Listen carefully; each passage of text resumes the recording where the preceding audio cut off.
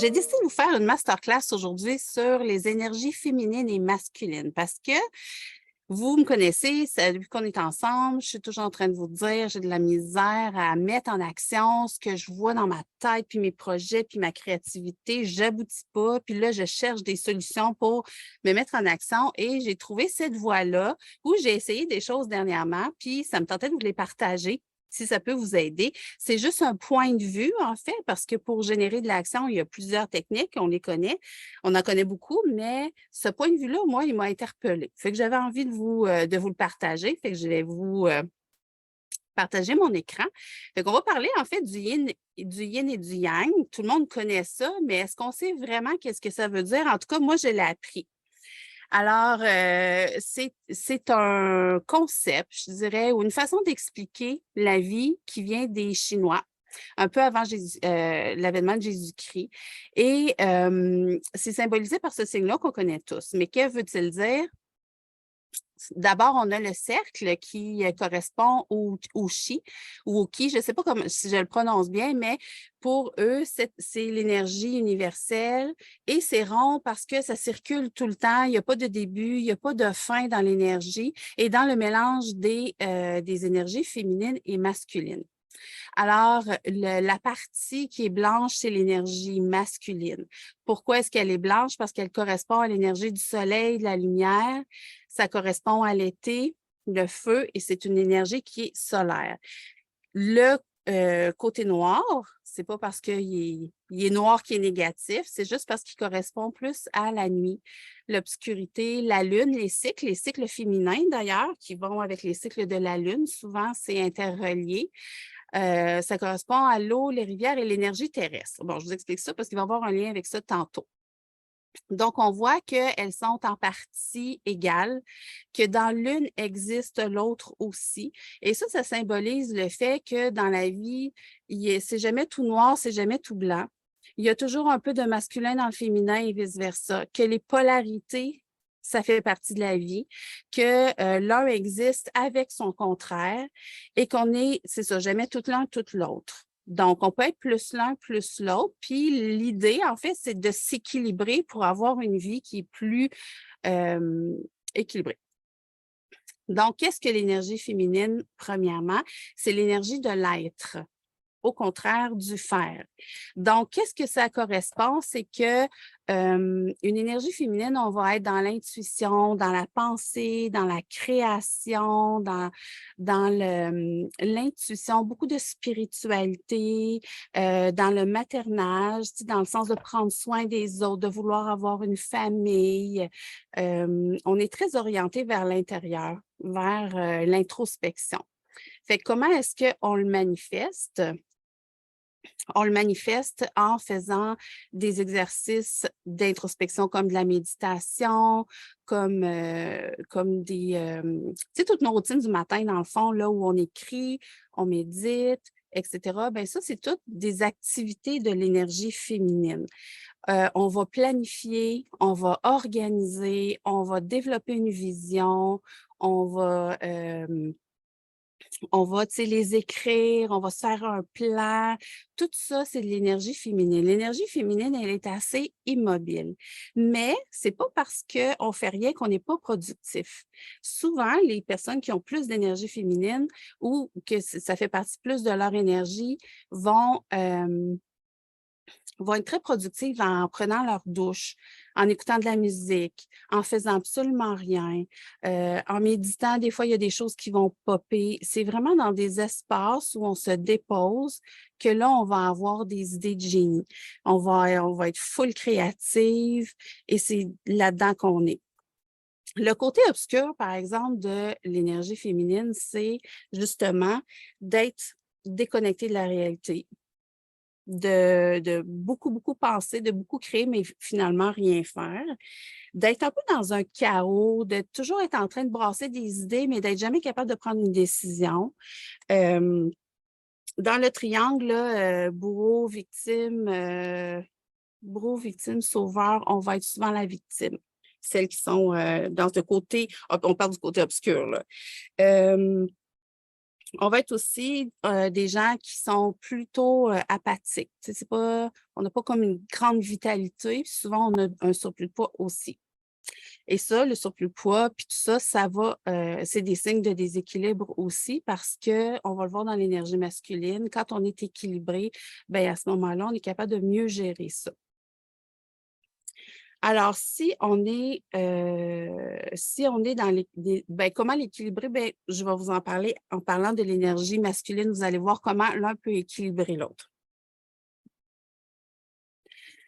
Là, j'ai mis cette image-là pour le plaisir de nos yeux. L'énergie masculine, c'est l'énergie du faire et non de l'être. L'un inclut l'autre. On est toujours les deux, mais c'est plus dans l'action qu'on va l'exprimer, qu'on va la vivre, cette énergie masculine-là. Alors, l'énergie masculine, c'est on fait les affaires, on n'a pas de problème avec l'argent, on a une relation saine avec l'argent, ça ne nous dérange pas de faire de l'argent, on est très intellectuel, on est analyste, souvent on est très bon là, dans les calculs. En fait, on fonce dans le tas. On fait les affaires. Puis, même si on ne réfléchit pas, puis on ne prend pas le temps de planifier, on y va à fond la caisse, puis on réfléchira tantôt. Ça, c'est l'énergie masculine. Donc, on va avoir des grands sportifs là-dedans. On va avoir des gens qui vont, ceux qui relèvent tous les défis là, de la vie, puis qui embarquent dans des challenges, puis qui aiment ça, puis que ça les motive. Bien, ça, c'est l'expression de leur énergie masculine. Donc, lui, ben, je dis lui parce que c'est un beau pompier, là, mais tu sais, nous, quand on exprime notre énergie féminine, on est productif quand on fait les affaires. C'est quand on est dans le mouvement que là, les idées viennent puis que là, ça continue d'avancer parce que c'est le mouvement qui génère le mouvement. Alors, le côté obscur de ça, qu'il faut faire attention, c'est d'être dans notre ego, d'avoir du stress de performance, de l'impulsivité aussi, puis d'agir sans réfléchir et évidemment, le manque de sommeil. Parce que souvent, les gens qui sont beaucoup dans leur énergie masculine vont dire, moi, le dormir, c'est une perte de temps. Pas le temps de faire ça, j'ai des choses à faire. Ça va être, mettons, des mamans qui n'arrêtent pas du matin jusqu'au soir, qui prennent jamais de pause. Alors, ça, c'est d'être beaucoup dans l'énergie masculine. Comment l'équilibrer? Bien, c'est comme avec l'énergie féminine. C'est-à-dire que si vous êtes beaucoup, beaucoup dans l'action tout le temps, l'important pour vous, pour équilibrer cette énergie-là, ça va être de prendre des pauses, de mettre votre timer, par exemple, puis de vous assurer de prendre des pauses, de vous asseoir pour manger. Ça va être de vous asseoir le matin puis de planifier vos affaires, de penser à votre vision, de préparer vos trucs pour travailler, au lieu de se lever puis tout de suite aller faire les affaires, puis après ça, on oublie des choses ou on n'a pas bien planifié, puis là, il faut rectifier. C'est un peu la façon de pouvoir profiter de l'énergie masculine avec une touche de féminin. Et à l'inverse, comme je le disais, le féminin, ben pour l'équilibrer, c'est de se mettre en mouvement puis c'est de faire des affaires. Et ça, moi, ça m'intéressait, ce côté-là, parce que je suis très, très, très dans l'énergie féminine. Je dirais que 90 de moi, c'est l'énergie féminine. Si je fais mes routines du matin, là, je peux passer des heures à lire, à écrire, à méditer. Je n'ai pas de problème avec ça. Mais quand c'est le temps de me lever pour aller prendre une marche puis faire mes exercices, par exemple, il faut que je me motive en titi, il faut que je me craque parce que cette énergie-là, elle n'est pas très présente en moi. Et c'est ça que j'ai cherché, dans le fond, dans ce que je vous présente là. C'est des trucs pour me mettre en action. C'est comment aller chercher des éléments de cette énergie-là pour faire en sorte que je fasse tout ce à quoi je pense. Parce que je me disais, ben, tu sais, si je fais mon agenda au quart de tour, puis là, toutes mes actions sont détaillées, puis que, tu sais, tout ça, je sais où je m'en vais, ça ne me met pas en action. Ça, c'est de l'énergie féminine. Alors, moi, c'est ce que je faisais à outrance en me disant, ça va me craquer, mais finalement pas. Et ce que j'ai découvert pour me mettre en action, je vous le partage. Donc, premièrement, c'est de dire oui à soi et accepter son rayonnement. Tu sais, l'énergie yang, l'énergie yin, là, le féminin, c'est très dans l'obscurité, on est tranquille, on n'a pas tendance à s'exposer, à faire des lives, à faire des vidéos, à aller parler à du monde. On est plus tranquille en train de réfléchir et d'observer. Et souvent, ben, ça fait en sorte que notre propre rayonnement, on a de la misère à le mettre en avant. Fait que d'abord, il faut accepter d'être dans la lumière. il faut faire bouger les cellules. Faire bouger les cellules, là, ça veut dire bouge ton corps. Fais bouger ton corps. Donc, c'est de prendre des marches, c'est de faire de l'exercice. Puis plus que tu es en mouvement physiquement, plus que tu vas avoir le goût de faire des trucs. Même si c'est de t'asseoir puis de rédiger dans une certaine immobilité, ce que ça fait, c'est que tout ton corps est déjà en ébullition, donc ça va perpétuer le mouvement. Faire bouger les cellules, ça veut dire aussi d'avoir une bonne alimentation qui nourrit la vie en soi. Donc, on est tous particuliers, Suzy, tu sauras le dire, mais il y a vraiment une alimentation qui correspond à comment ton corps fonctionne, quel supplément tu as besoin pour que ton corps fonctionne de façon optimale. Et ça, bien, ça revient à chacun de découvrir qu'est-ce qui nous met en énergie. Par exemple, moi, si je déjeune quand je me lève avec des œufs, du bacon puis des saucisses, c'est clair que je dors jusqu'à 4 heures. Mais si je mange des fruits le matin, je suis en énergie puis ça ne m'alourdit pas. Alors que pour d'autres, vont avoir besoin d'un solide déjeuner pour pouvoir bien partir la journée parce que sinon, ils vont se sentir comme un peu faible ou ça manque un peu pour partir la roue. Donc, c'est de découvrir quelle alimentation te met en vie. Il s'agit aussi de prendre du soleil. L'énergie de l'action, l'énergie masculine, se nourrit de soleil. Donc, c'est d'adopter aussi un rythme de jour. Donc, moi, qui ai, par exemple, beaucoup d'énergie féminine, je suis un oiseau de nuit, je me nourris la nuit, moi, je suis bien la nuit. Ça correspond à qui je suis, sauf que si je n'ai pas beaucoup de périodes de soleil, c'est clair que je n'aurai pas une grande fenêtre d'action, si tu veux. C'est pour ça que là, je me pratique à me lever de plus en plus tôt pour vraiment profiter du jour, pour prendre le soleil, l'emmagasiner à l'intérieur de moi, puis ça génère une énergie d'action. Donc, ça, c'est important. Vous allez remarquer que les personnes qui se lèvent tôt sont généralement des achievers. Ils vont aller faire des affaires, sont en énergie le matin. Quand il y a le soleil, ça les booste. Puis quand le soleil tombe, là, ils tombent tranquilles, beaucoup, tu sais, comme dans un état de relaxation. C'est ça, c'est le cycle naturel de la vie qu'on devrait avoir, mais tu sais, on a tous des chronotypes aussi qu'il faut prendre conscience pour pouvoir mieux s'adapter. L'énergie masculine se nourrit de la nature, le contact avec la nature, jardiner, aller se promener en forêt, se coucher dans le gazon, faire un hug à un arbre. C'est vraiment, les animaux aussi, là, c'est vraiment quelque chose qui est très nourrissant puis qui fait circuler l'énergie. L'hydratation aussi. Donc, quand on manque d'eau, quand on est déshydraté, bien, on devient un petit peu plus fatigué. C'est un signe de déshydratation, la fatigue, entre autres, là, pas juste ça, mais ça peut faire ça aussi. Donc, ralentir le mouvement dans lequel on a envie d'être. Prendre des bains et des douches froides. Quand je vous disais, fais bouger tes cellules, là, c'est ça. Ça, là, c'est vraiment hot. Moi, j'ai jamais aimé ça, aller me baigner dans un lac où l'eau était froide ou une piscine froide, mais je vous jure, j'ai commencé à prendre des bains puis des douches froides et il n'y a rien de plus c'est capoté l'effet que ça me fait, là. C'est comme, on dirait là, que tout se met à bouger à l'intérieur de moi, puis que je suis fraîche, puis que là, j'ai le goût de faire des affaires. C'est un peu violent de se plonger dans un bain froid ou de finir sa douche avec un jet froid. Je vous l'accorde, je trouve pas ça le fun, mais après ça, ça fait un bien là, incroyable. Comme l'énergie masculine, c'est une énergie de mouvement, ben c'est de créer sa propre discipline aussi. Tu sais, de se créer un horaire, des choses à faire qui correspondent à nos standards et aux objectifs qu'on a envie d'atteindre, si tu veux. Donc, la discipline est vraiment liée avec le côté masculin. Se connecter avec son corps aussi. Tu sais, je vous disais qu'il faut faire bouger les cellules, bien, il faut le sentir, notre corps, le ressentir, de se faire des soins, un brossage à sec de la peau avant d'aller dans votre bain ou dans votre douche, puis après ça, prendre des bains avec du sel de mer ou avec du sel d'Epsom puis du bicarbonate de soude qui est très purifiant pour vraiment là, déloger les toxines, parce que les toxines aussi, c'est un frein à l'action, et de se crémer puis de prendre soin de son corps. C'est une bonne façon aussi d'aller dans l'énergie masculine. Modifier sa posture, les épaules en arrière, le dos droit, ça change toute l'énergie qu'on a aussi. Arrêter de s'écouter. Parce que quand on est dans l'énergie féminine, on pense à nos émotions, puis comment on se sent, puis notre mindset. Puis à un moment donné, ça, c'est un frein. Moi, je suis très là-dedans. Puis ça fait en sorte qu'à un moment donné, tu te dis, bon, je ferai mon exercice tantôt, parce que là, je le sens pas, puis parce que je suis pas prête, puis finalement, tu le fais jamais, tu sais. Fait que on s'écoute pas, on le met à l'horaire, on met nos souliers, puis on sort dehors. That's it, on s'écoute pas.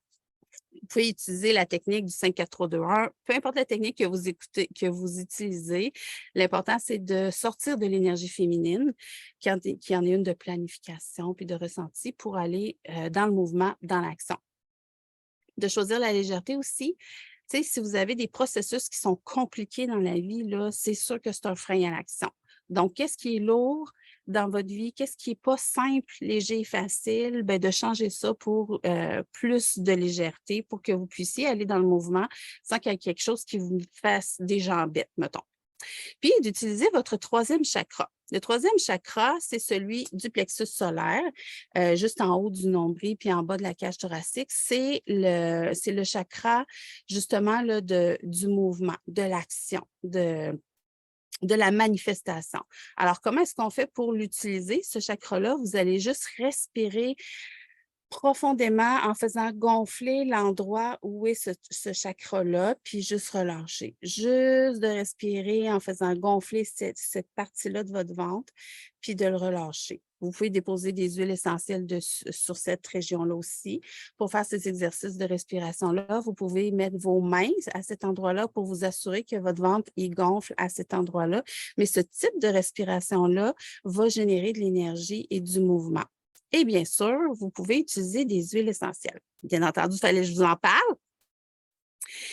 Les huiles essentielles ont la propriété soit de vous calmer, de vous relaxer ou de vous stimuler. Et comment ça fonctionne, ça? C'est les molécules qu'elles contiennent sont classées dans des familles biochimiques.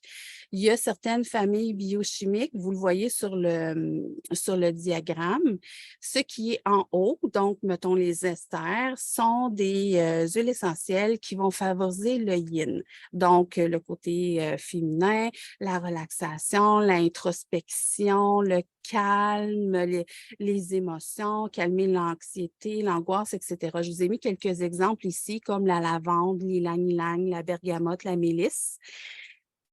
La mélisse, d'ailleurs, là, c'est une huile essentielle excellente pour les gens qui veulent arrêter de fumer. La lavande a la propriété, selon les études aussi, de freiner, d'inhiber en fait l'effet du café, la caféine. Donc, si vous êtes craqué parce que vous avez bu un café trop tard dans la journée, vous prenez de la lavande et ça va inhiber cet effet-là. Le petit grain, la marjolaine, le géranium. Il y en a beaucoup d'autres, mais je vous en ai mis quelques-unes qu'on connaît, là, tu sais, qui nous disent quelque chose là, quand on en parle. Donc, c'est un référentiel électrique, si vous voulez. Donc, la charge énergétique de ces huiles-là va faire en sorte que ça va stimuler votre système nerveux dans le calme. Alors qu'au contraire, celles qui sont en dessous ont une charge électrique qui va faire en sorte que ça va stimuler votre corps, ça va faire bouger les cellules. Donc, on a du citron, du gingembre. Le gingembre, il semblerait, selon les études encore, que ça diminue l'immobilité de 5 à 22 %. Donc, si vous êtes dans un endroit où vous êtes stické là, puis vous avez de la difficulté de vous mettre en mouvement, le gingembre, c'est vraiment un bon produit pour ça. L'amande poivrée, le cyprès, tous les sapins, les conifères, tout ça, c'est des huiles qui vont beaucoup nous ancrer, tu sais, qui vont vraiment nous ancrer en soi, mais c'est des huiles qui vont nous amener aussi à s'ouvrir et à aller vers le mouvement. L'eucalyptus, la rose de Damas, je ne sais pas si vous vous souvenez quand je vous en avais parlé à un moment donné, quand vous faites la posture là, de la superwoman, là, debout, les bras écartés, puis là, tu sais, vous prenez toute votre puissance, si vous mettez de la rose de Damas avec ça, c'est capoté, là, comment vous allez récupérer votre pouvoir personnel. La cannelle écorce et la cannelle de Chine. La cannelle de Chine, excellent pour les mal de gorge. Moi, j'ai pris de la cannelle de Chine quand j'ai eu un rhume, puis dans la soirée, j'avais vraiment mal à la gorge. J'ai pris de la cannelle de Chine, puis à 3 heures du matin, je me demandais comment ça, je ne dormais pas bon yin parce que j'étais vraiment fatiguée. Bien, je me suis rendu compte après que c'était parce que j'avais pris trop de cannelle. J'étais craquée à l'os. Puis l'épinette noire, qui est un grand classique qui s'applique sur les surrénales, donc très stimulant. Tu sais, quand vous avez des roches, là, où vous avez besoin de garder une bonne énergie constante pendant une semaine, donc c'est pas quelque chose qu'on utilise à long terme, mais pendant, mettons, une semaine, là, vous avez une grosse semaine, puis vous voulez être certaine de ne pas la finir ses genoux, l'épinette noire appliquée sur les surrénales, c'est merveilleux. Je l'ai vécu, ça fait la job 100%. Alors, on peut effectivement utiliser les huiles essentielles. C'est sûr que si, je vous répète, c'est la norme, mais si vous avez une condition de santé, si vous prenez des médicaments, il faut toujours faire vérifier vos huiles essentielles par votre médecin, votre pharmacien, puis s'assurer que l'huile essentielle ne fait pas une jambette à vos médicaments, puis va vous garder en bonne santé en même temps que le contrôle de ce qui vous habite en termes de santé, mais généralement, ce sont des huiles qui sont vraiment puissantes pour nous mettre en action. Donc, il y en a beaucoup d'autres. Là encore, là, je vous ai mis celles qu'on connaît le plus, mais ça vaut la peine de les essayer puis de les utiliser aussi avec vos chakras. Si vous voulez, par exemple, bon, on parlera des chakras une autre fois parce que sinon, je vais m'attarder. Alors, voilà, c'est ça que je voulais vous dire. Si vous avez des questions, je suis disponible pour vous.